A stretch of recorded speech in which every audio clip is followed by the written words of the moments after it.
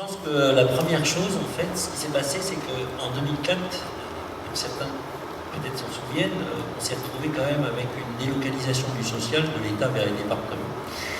Et ça a été un peu l'empilage de dispositifs. Et c'est là où on s'est dit, on ne peut plus. C'est-à-dire que le dispositif pour le dispositif, on voit bien que la vraie réflexion, c'est de donner du sens et des objectifs.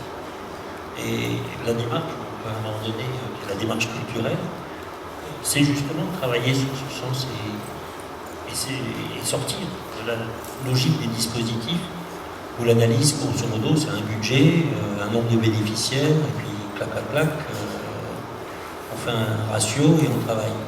Donc c'était une bonne fois pour toutes de dire, essayons de travailler sur le fond, en disant aujourd'hui, quelqu'un qui est socialement cassé, je prends globalement, hein, c'est quelqu'un qui aujourd'hui n'appartient plus au groupe, c'est-à-dire qu'il s'exclut de lui-même.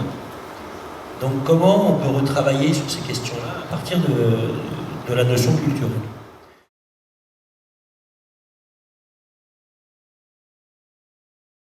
Je crois qu'on est arrivé à un stade où on a dépassé la notion du sens au public, parce que ça, je pense que tout le monde y est mobilisé, et les agents eux-mêmes.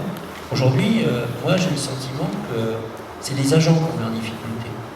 Et comment on travaille aujourd'hui de manière à ce que les agents qui sont aussi des habitants ont un espace sur lequel ils peuvent, à un moment donné, regarder le service public, parce qu'en qualité d'habitants, ils utilisent tous les services.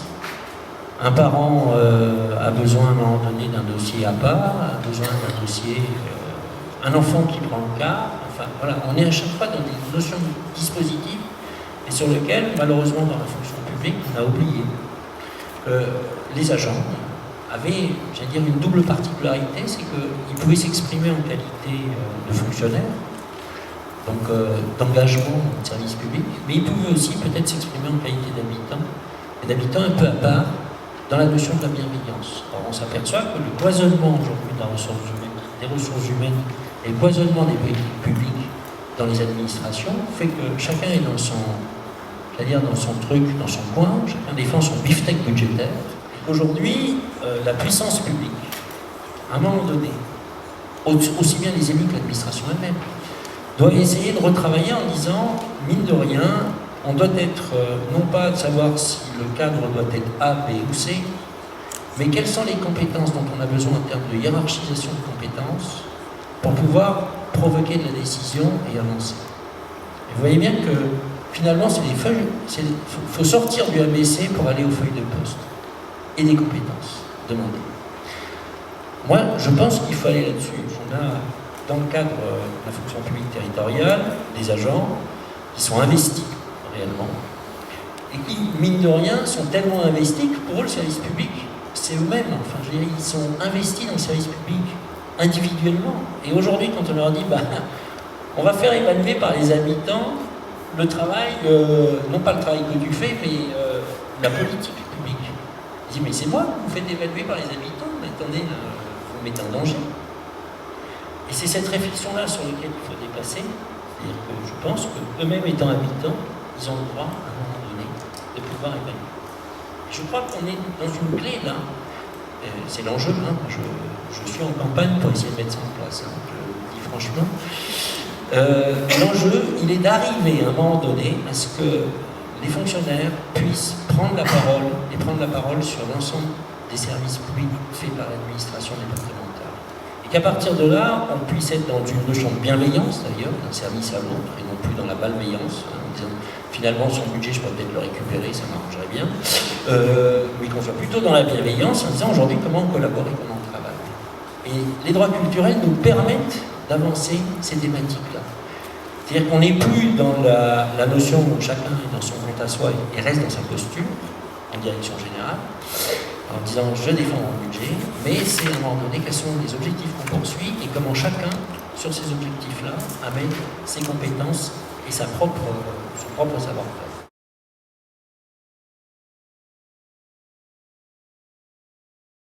Il se trouve qu'en Ardèche, parce que c'est un pays admirable, nous avons les fondamentaux culturels de l'humanité à travers la Grande Chambée. Toute cette réflexion-là, on s'est posé la question en disant mais comment on peut travailler sur la mémoire et la mémoire collective? Et là, les sujets qu'on a abordés en Gironde ou ailleurs nous ont énormément apporté. Comment on travaille aujourd'hui sur, mine de rien, une mémoire collective qui est forcément influencée par le quotidien et par le journalier. Et ça, c'est des personnes qui peuvent nous l'amener.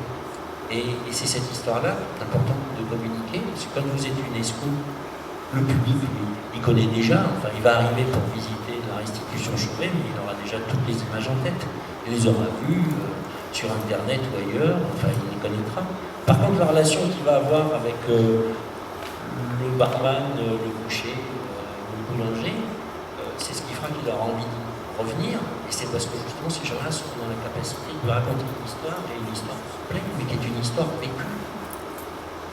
Et aujourd'hui, je pense qu'on est dans cette démarche-là de justifier le fait que les habitants font culture ensemble et sont dans une histoire qui est une histoire commune.